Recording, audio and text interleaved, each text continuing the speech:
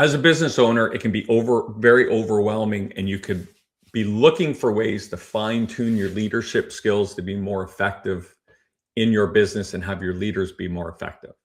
If you've been wondering, what leadership skills do I need to boost my effectiveness? We got the show for you today. Welcome to the KeyHire Small Business Podcast, hosted by Corey Harlock, creator of KeyHire Solutions, where small business owners learn how to build stronger teams, simplify growth, and scale confidently. Got feedback or topic ideas? Send us a text. If you're listening on a handheld device, tap the link in the show notes to message the show. Subscribe or follow on your favorite platform, and follow KeyHire Solutions on social media for more insights and updates between episodes. To learn more about how KeyHire can help scale your business, visit keyhire.solutions. Connect with Corey on LinkedIn through the link in the show notes. Mention you're a listener, and he'll accept your request. And now, on with the show. Here's your host, Corey Harlock. Our guest today, he's our two-time guest, his second appearance on the podcast. We had him way back when last year, and it was a really well-received show. And he has since released a number of books. He's a serial book writer, has over 30 books out there. His most recent book, and the book we're kind of going to be talking about today, is Leadership Skills Boost Your Effectiveness. He hails from Chicopee, Massachusetts. Let's welcome Paul Thornton to the show. Thank Paul, you. how you doing? I'm doing good, Corey. Thank you for having me on again. I greatly appreciate it. Yeah, well, I mean, last time we had some fun and we got some good information out there. So I thought, let's do it again, right? And you have some new info. You've said you've released a couple books since you've been with us, since the last time you were on the show. I have. I enjoy writing. Something I do every day. I keep producing these books. I think they're of value. I try to boil things down to the basic nitty-gritty stuff that can help people be more effective, more impactful, more successful. Sure. So that's my goal anyway. Yeah, and I mean, you if I remember correctly, you have a long career as an educator, correct? I do. I spent 20 years as a college teacher. I've also done a lot of seminars and workshops and what have you. So my goal is really to help people become more effective managers and leaders. And like I say, I try to simplify things and make it practical and Sure. easy to apply and that type of thing. So Yeah, and I think I'd be interested to hear your take on this, but we work with the small business owners, Yep. $5 to $25 million a year, and they might take over the family business right out of high school, or they might launch their own business right out of high school, or they might get into the entrepreneurial ways, or they might have post-secondary and they might go out. But when you're kind of in that small and scaling role, boning up on your leadership skills is often not a priority as much as, putting in the time and doing the work and just kind of getting product out the door. yeah. Has that been your experience, or what have you seen there? Yeah, I think you're right, Corey. I think the small business owner and many people in that role really are concerned with execution, getting Right. things done, getting the products out there, selling, what have you. They really don't spend a lot of time thinking about developing people, developing their own leadership skills. So that kind of takes a back burner, and sometimes they could be more impactful and more effective if they spent some amount of time developing themselves and the people that work for them. Mm-hmm. And I think that's why I like talking to, well-educated people like yourself. You always take my ideas and make them sound really good. But, it's interesting because I think there's it's kind of on that pull system, right? They do what they have to do in your business. When you're trying to launch a business and you're giving everything you have to getting it off the ground and making it profitable, you're not going to stop and think, wow, I should really take a leadership course. Right. But it gets to a crux where you're thinking the people that used to be rock solid for me are now maybe struggling or failing. Hmm. We have a gap over here where we have a total blind spot and we don't have any experience in this area. What do we do? Yep. And it's those type of things that start people thinking around, okay, I've been on this employment hamster wheel a bit here. We've tried some things. They haven't worked. Is it me? Is it them? My philosophy is, if you've been married 5 times and divorced 5 times, it's not all the 5 people you married and divorced. It's probably the person, the common denominator, right? And I think that could be true. And I know it's true in business. Sometimes it's just an owner who hasn't put the time in or developed that leadership muscle to develop people and have patience, I think is a really big learning for a lot of small business owners. Hmm. Yeah, I think oftentimes the leader who has started the business or taken it over from their family, they're working, endless hours. They're working 80, 90 hours a week. And at some point they just say, I can't go on this way. I mean, Right. it's too much. I have to do something differently. So it's kind of like the light bulb goes on, and it's kind of like I have to change my approach. I have to delegate more. Yeah. I have to, change the work structure. So I give more work to certain people. Yeah. I have to do something different, or I'm going to, be stressed out and become ineffective. And, I'm going to die if I don't make some changes. Right. Well, and sometimes it's exactly that. They have an event in their life where, maybe they end up in the hospital. I've Right. had small business owners. Right. Well, I've been working with them and they're like, hey, sorry, I went dark on you for a week or two. I've been in the hospital. They thought I had a stroke or they thought I had a heart attack. And the other side of that, Paul, is often I've seen owners that have tried to, I wanted to say game the system. I don't know if that's the right way to do it, but they think, well, and this is, I'm not a big fan of these hiring assessments, but this is where these assessments kind of are the bane of my existence, because a bad manager will have someone who sells these assessments say, well, we can just screen out and hire people that will work under your management style. And so now they're like, oh, I don't have to change anything. I'll just use this assessment and it will tell me who's going to work under my leadership. But the reality is, bad leaders, people don't want to work for bad leaders. No matter where their dot lands on the paper for an assessment or what their score is or what personality type they have or who they are, people want to be led by a good leader. And I think if the leader develops the appropriate skills and mindset, they're a lot happier with themselves. They're a lot more confident. They're a lot Good more point. That's a in great point. control. They feel better about their business, and they can see, they can step back and see the bigger picture and see where they need to make some additional changes or do some things to make the business even grow and prosper. Sometimes they just get into the weeds so much that they get buried in the details and they lose sight of really developing an effective team or an effective organization.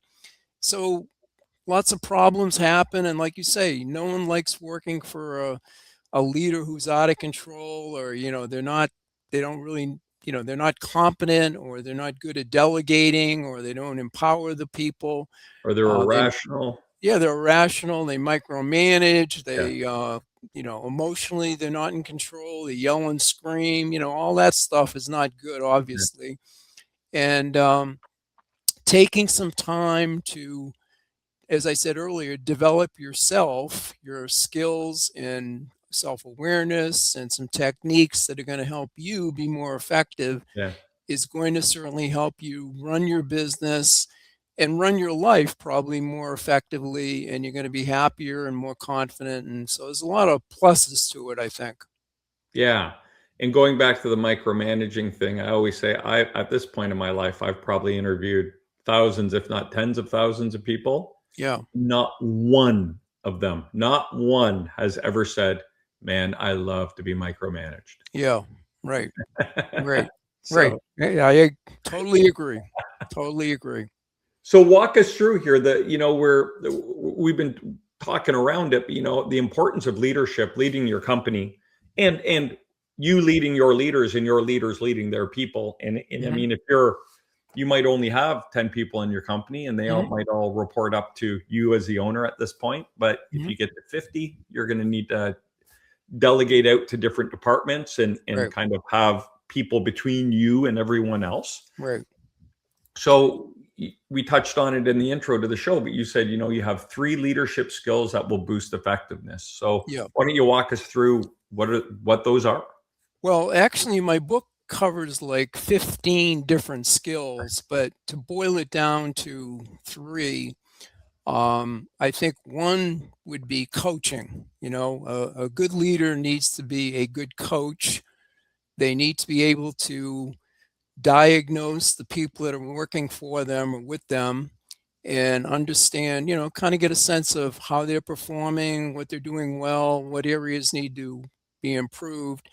And they have to be able to give them feedback and suggestions and techniques that will help them be more effective. I think the role of the leader is to help people be more successful. So as a president of a small company, I get a staff of 10 people.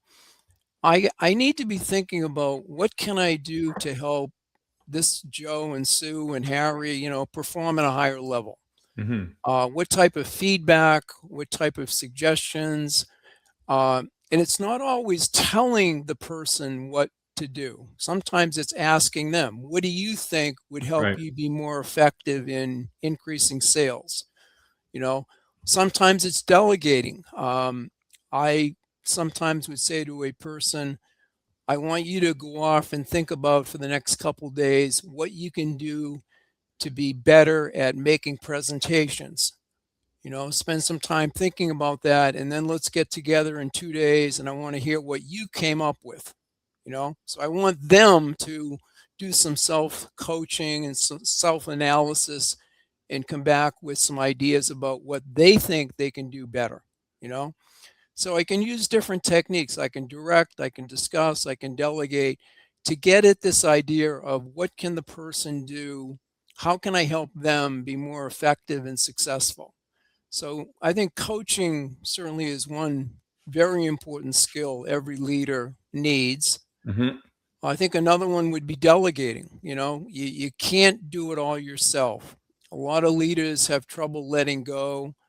They think they're the only one that can, do the task or set the culture or whatever. And you have to let go. You have to reach the point where you can't do it all yourself. You got to develop the team that shares your values, shares your vision. You have common goals, and you have to empower people to let them, make decisions, take action, solve problems, all that type of thing. So I think that's a really important one. And, whenever you really talk about leadership, certainly communication skills are vital. Right. You need to be able to express your ideas clearly and succinctly and make sure they're understood. And of course, the other half of that is listening. You have to be a good listener. You have to engage people and show that you're really interested in learning from them. What do they think and what was their view and how do they think the problem should be solved? But listening is so important. We have so many distractions going on in our lives these days. So it's really important. That would be probably a third skill I would say is critically important. And it's kind of like, Corey, we know this, that these skills are not something like you learn it and you're done and you're, put your feet up in the desk Right. and, good Is for that me. exactly I know was how to do it. These are lifelong yeah, tasks that you're working with all the time, yeah. We and could it's do a a show on never each ending one of goal. those. We could do a series of shows Yeah, on each one of those skills. you could. I mean, it's a lifelong journey to get better and better and better at communicating, at Mhm. listening, at delegating, at coaching. These things just go on and on. I mean, it's just something you always have to be working on your own skills, your own self-awareness, asking for feedback from your team, Mhm. getting if you have the ability to get a coach or teacher to help you, you know, improve, that's a plus. But all those things are critical to grow as a leader and become more effective. The more of the thanks, those are great points. The more I do this, the more people I talk to on this podcast. I'm so Mhm, fortunate I get to talk to some really cool and smart people. mhm. Um, Communication seems to be the linchpin to almost everything. Yeah. It's in the absence of my wife has a saying, in the absence of information, people will make it up. Yep. And it's never a good story. Mhm, When people fill in the blanks when there's information gaps, mhm, it's always negative. mhm. So like if your boss doesn't talk to you for a week, or the owner of the company, you feel like they haven't talked to you for a week, they never say, oh, he's probably not talking to me because he's got a big surprise waiting for me and he doesn't want to spoil it. Right? They'll say, Yeah, oh, I'm getting fired. He's not happy. I did yeah, something to upset him. yeah. So, and it could be they have other things in their world going on, Mhm, and has nothing to do with even the business for that matter. mhm, But so that communication piece is so important. Not only that, as a business owner, it's important to let your people know, even if you are going through something tough, mhm. to say, hey, the next week or two, I might seem a little distant. I might be a little crusty. Bear with me. I'm dealing with some stuff. It has nothing to do with anyone here. I got Mhm, to get through it. But mhm, just if you could support me by just really doing a great job right now, so I don't have to deal with it, take some mhm, initiative and get this stuff done, that'd be great. mm, mm. Yeah, I think regular, scheduled communication is really important. I worked for a boss who every day had a 10-minute, morning meeting where we just talked about any issues or priorities or difficulties we anticipated that day or that week. Very brief meeting, but it was a check-in to make sure everybody was clear, Yeah, and if anyone needed some help in, particular areas, that was brought to the surface, that type of thing. yeah. But regular scheduled one-on-one meetings, once every 2 weeks or some schedule to it is Yep. important. Yep. But yeah, letting people know when you're going to communicate and giving them an opportunity to touch base with you is, really important as well. But yeah, communications is so important. And the other thing I see what happens is the leader may be thinking about a particular problem or opportunity, and they've been given a lot of thought in their mind. So in their mind, they're clear. And when they try to communicate it, they leave out details or they don't cover it as completely as they should, or they don't provide the context for what the new system or new initiative might be. So the employee walks away confused. They don't Yeah. quite get exactly what the leader is talking about. And So so you have communication breakdowns. yeah, and it's amazing. So we're getting into the kind of the mistakes or the Yeah. pitfalls, right? Which we always like to talk about. And so that's when I said the communication is the linchpin. And what you just described now goes into almost delegation. Yeah. So you've taken a concept which in your mind is fully flushed out. You've kind Mhm. of thrown it out to people, given the impression like this isn't open for debate. Here's how we're going to do this. Now, everyone go do their part. But like you said, they may have missed out some information. They may have forgot to say, does anyone have any questions? Or gone to individuals and kind of had brainstorming back and forth. I know me, I'll do that. I'll get an idea, then I'll take it to our team and say, hey guys, what do you think about this?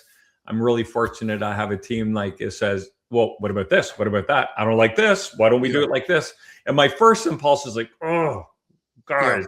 But then it's like, no, this is helping. It's going to make we're going to do a better job if we not all the input is great, right? But another important piece of communication to go back is having people feel heard. It's not, and I've said this before, the biggest thing I learned about communication is if you ask someone their opinion or someone brings you an idea, implementing, accepting them and telling them it's a wonderful idea and we will implement it isn't the thing they're looking for. That's not it.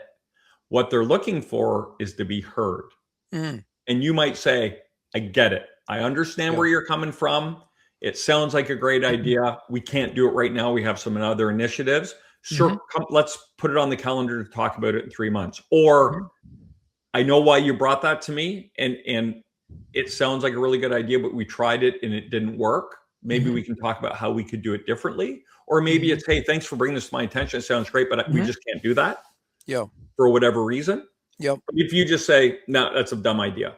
That's more damaging than not accepting the idea, but making them feel like, hey, thank you for taking the time to think about this. I appreciate your thinking about the business on like outside of what you do. And I hear what you're saying and I understand it. We can't do it. Not a good time. Let's discuss further. Right. They just want to be heard. They don't care if you like throw them a party and say they came up with the best idea ever. Right. So I couldn't agree more. I mean, I get it right every now and again. I get lucky every now and people again. want to be involved. They want to have the opportunity to present their ideas. They want to present their observations. That it's so basic and so important. And when leaders do that, it's really a big boost to that person's self-esteem, and they feel like they're adding value, they're contributing. Even if the boss says, like you say, Corey, you're not going to go with every suggestion your staff tells you.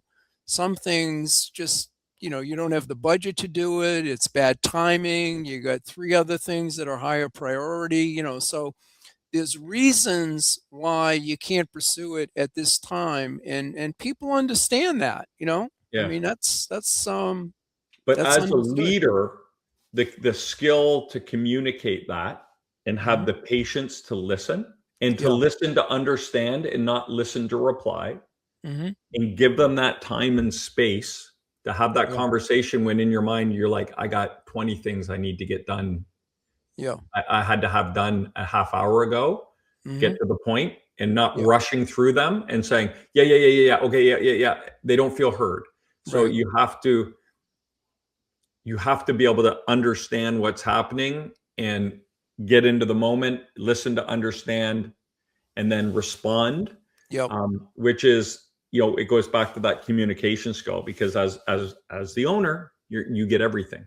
You get the good, the bad, and the ugly. And those always don't align with your list of to-dos for today either. We have a lot of distractions going on in our head.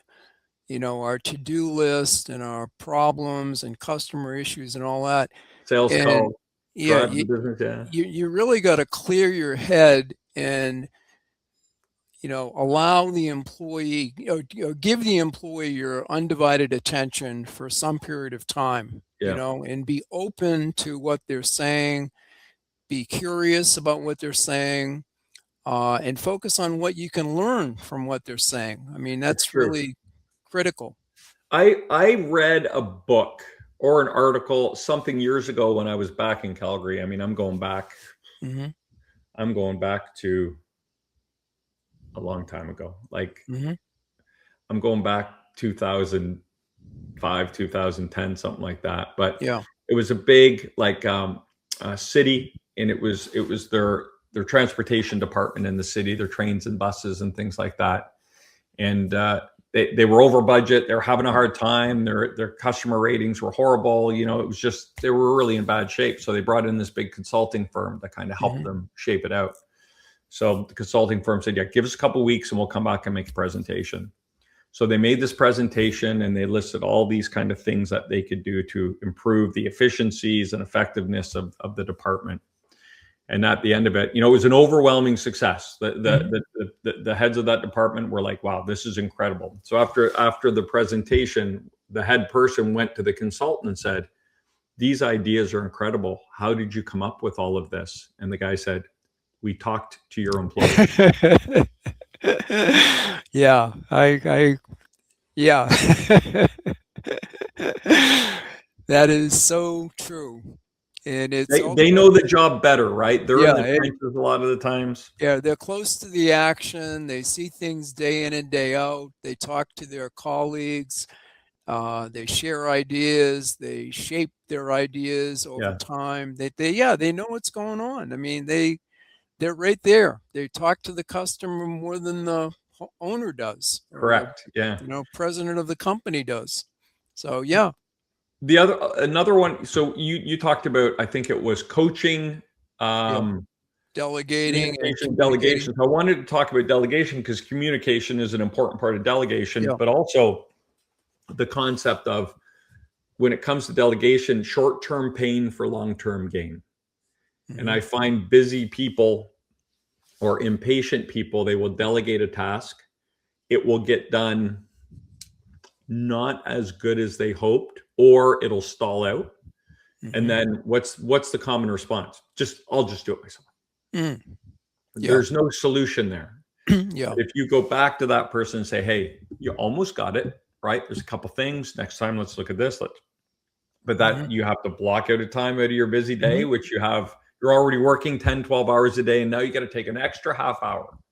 But that half hour could save you an hour next week. And then if you do that again, it could save you 2 hours a week after that. And the net gain on that, you invest an hour and you start saving 2, 3, 4 hours a week down the road. So I think a lot of times people look at it as, why can't they just do it right? But they don't share your brain. They don't share your tribal knowledge of the business. They didn't start the business, so they don't know every nook and cranny of it. And you have to go back sometimes and just take the time to say, okay, you're a smart person. There's a reason why this didn't get done correctly. Let's talk through it and see if we can't get it a little closer to the bullseye. Yeah, I think if you're delegating something, a task, a report, a presentation, and you want it done a certain way, you need to spell that out while you're delegating the task. If you don't want it done, you're open to whatever they come up with, and that's fine. When you delegate, you're going to let the person figure out how to get it done. You're not going to tell them how to do it, but that's up to them. Right. But like I say, if you wanted a presentation, let's say you want it done a certain way, you want certain things emphasized, you got to spell that out when you're delegating the task. And I think it's important too, if it's a bigger project, you need to make sure you have some check-in points along the way where you're going to get some feedback from the person to get an update on, what have you done? Where does it stand? What challenges are you coming up with? That type of thing. Yeah. It sounds to me like you're outlining, putting together a timeline of like check-ins and stuff like that, instead of just saying, here it is, get it done by Friday. Right. Yeah. Now, I had a boss who on occasion would, there'd be a written 2-page something or other, and he would simply put at the top of it, please handle. That was his way of delegating to me, take care of this, look into it, figure out what the issue is and solve it. And he really had faith in me that I'd get it done. And and you obviously understood him and lived in his brain a little bit. So you're like, that made sense to you. Right. Yeah. But other times when he had something that was, maybe more higher priority and he wanted it done a certain way, he would take time to sit down with me and spell out what the end result finished product should look like. And that gave me clarity of, okay, I got it. And then, like I say, Yeah. he'd let me go and do it, whatever, whatever steps I'd take or whoever else I'd involve with it or that type of thing. But he'd empower me to get it done. The worst thing I've seen is something's delegated to an employee and they go off and they spend 3 weeks working on it and putting a lot of time and effort in, and they come back and they present it to the boss, and the boss says, nah, that's not what I wanted. Yeah, that's a great point. So Yeah. the person spent 3 weeks working on something and the boss saying, no, that's not what I wanted. Yeah. Well, No, miss. It's a miss. the boss should have spelled out earlier exactly what you did want. Or you said, look, when you're done section A, come check in with me, make sure we're on track before we move on to B, right? Right. But you brought up a really good point earlier. Sometimes when we delegate, I'm fairly direct and can have a bit of a strong personality, in case people haven't noticed that. But people will default to me sometimes. You know the expression, if you carry a clipboard and walk with intent, people will believe you're important.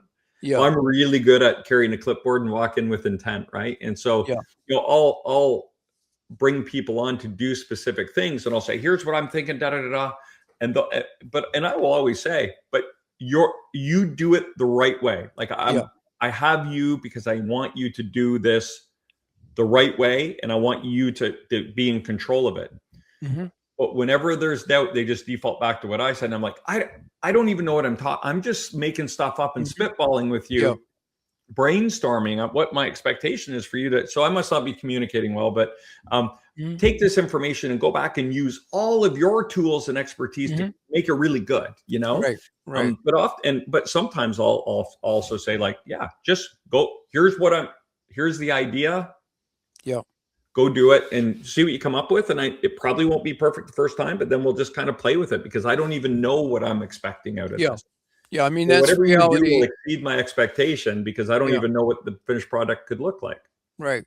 So, sometimes as a leader, you don't know exactly what you're looking for. You want them to take a stab at it and come up with something. You want them to be creative. And that's good. I mean, not a lot of times, but sometimes when we delegate, we're giving the person a developmental opportunity to work on a task, be creative, come up with some, a solution, a recommendation, a proposal, something that they see and they put forth, and that's a good thing because it's developing their skills and their insights and letting them, run with the ball, so to speak, and come up with the finished product. Yeah. And again, it's funny because that outlines two different things. Sometimes you're delegating to someone because they have the expertise in it. And it's not that developmental as much as it is speed and accuracy, right? Yeah. You can do this. Like me doing a PowerPoint is a waste of time. If I can get someone else to do a PowerPoint, that's just better time, right? But sometimes you're right. Like it's like, hey, you know more about this than me, but you may have never done this before. You may have dabbled in it, but I'm going to give you something to really sink your teeth into, which again is a great coaching opportunity and a great way to build, employee retention because people are saying, oh, I'm getting an opportunity to learn and contribute and do things in different ways. Mm-hmm. And I think another problem with delegation is we tend to over-delegate to our top performers. We know they're going to hit a home run, so we keep dumping work on them and delegating stuff to them. And we under-delegate to our other staff members who, we're not so sure they're going to do an A job. And, so we hesitate and don't give them a chance to take on a significant project or significant task. And so you got to be mindful of that trap that we sometimes get into and make sure you're giving everybody or all of your staff opportunities to show their stuff, show what they can do, develop them, etc. That's such a good point. So I have two things on there. Number one, if you have employees that you don't feel comfortable delegating with, they're probably not, top performers on your team. So that might be a red or an amber flag for you to look at. I don't trust them enough to delegate. The second thing is, when you delegate everything to your best people and nothing to your kind of people you don't trust, that's a net negative, because you're burning out your best people, and you're not making your neutral or bad poor performers feel included. So both of those people are going to start looking for an exit at one point, because these guys are like, man, I'm overwhelmed. I just keep getting the same stuff. I don't feel like I'm learning anything new.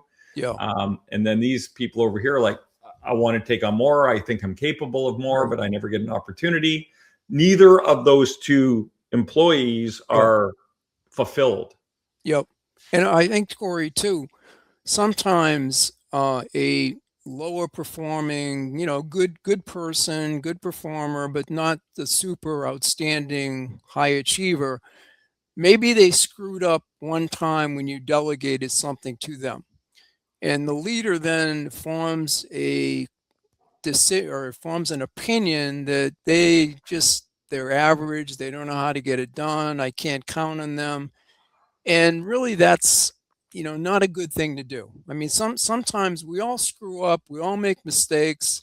With some coaching and some feedback, the person coaching and communication next time around, may do a bang up job, so don't label people as that person's a C performer, they're never going to advance, they're never going to, learn how to do XYZ. Sometimes be optimistic, treat it as a learning opportunity. They screwed up. Yep. What did they learn? Make sure they learned from the experience, but give them other opportunities to show their stuff.